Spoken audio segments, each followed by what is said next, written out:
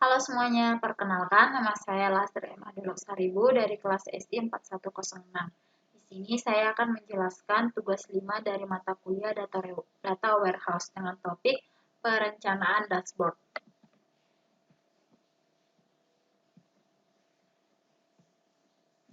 Nah, jadi pada study case-nya kita akan diberikan skema database OLTP dengan link di bawah, lalu kita diminta untuk memilih salah satu skema dari database yang telah diberikan, lalu kita buat rancangan dan desain dashboard dari skema tersebut. Untuk skema database-nya adalah berikut. Nah, di skema ini untuk perancangannya kita diminta memiliki 6 tabel database, yaitu ada employee department, ada employee, shift, job candidate, dan juga employee pay history. Nah, untuk setiap tabel ini memiliki entitasnya masing-masing dan juga atributnya masing-masing. Nah, untuk atribut dan entitasnya dapat dilihat pada tabel berikut.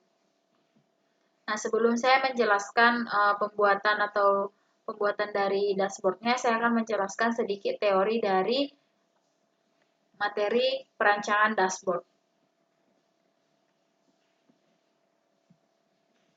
Nah, jadi untuk pembuatan perancangan dashboard itu, yang pertama ada 4 hal yang harus kita perhatikan. Yang pertama, kita harus mengenali dashboard kita, lalu dashboardnya kita kategorikan, dan juga kita nilai dari kesalahan desain. Kemudian dari kesalahan desain pertama kita lakukan perbaikan, dan juga kita lakukan penilaian lagi sampai dashboard kita tersebut layak untuk ditampilkan ke pengguna. Kemudian untuk konten yang ada di dalam dashboard kita nanti, yang pertama itu kita harus memilih media yang akan kita displaykan dan juga dashboard display-nya, kemudian desain usability dashboard. Desain usability dashboard ini yaitu kenyamanan pengguna saat menggunakan dashboard yang kita sediakan. Nah, pada saat tahapan pengenalan dashboard, kita itu akan melakukan beberapa penelitian. Yang pertama itu hal apa saja yang akan kita tampilkan di dashboard kita dan bentuknya akan seperti apa. Nah, jadi dashboard itu sendiri adalah tampilan secara visual mengenai suatu data yang sangat penting dan juga dibutuhkan oleh si pengguna, yang mana isinya itu dapat berupa grafik maupun teks. Nah, berikut adalah beberapa prinsip dari pembuatan dashboard yang baik dan benar.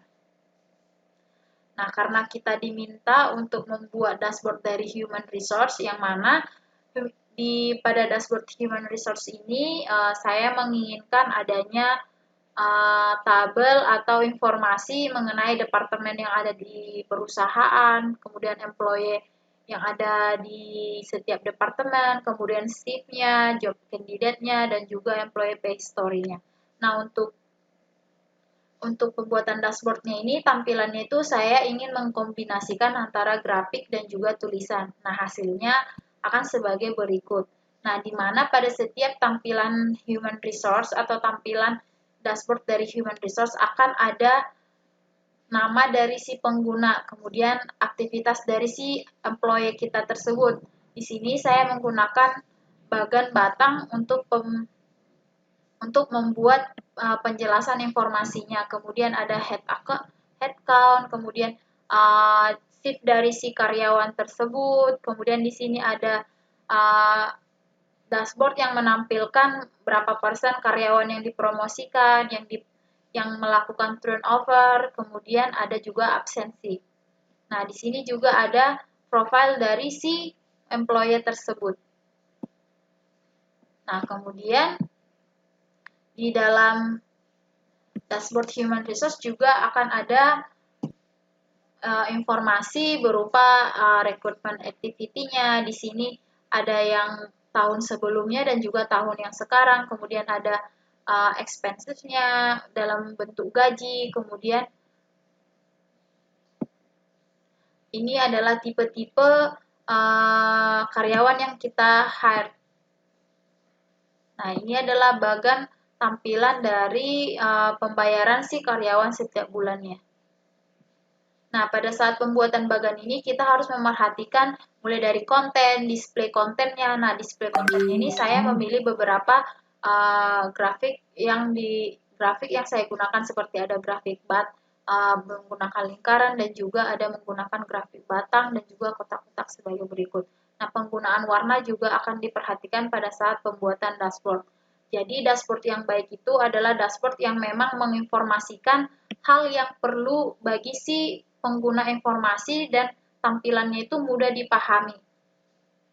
Sekian penjelasan saya mengenai pembuatan dashboard. Mohon maaf bila ada kekurangan. Terima kasih.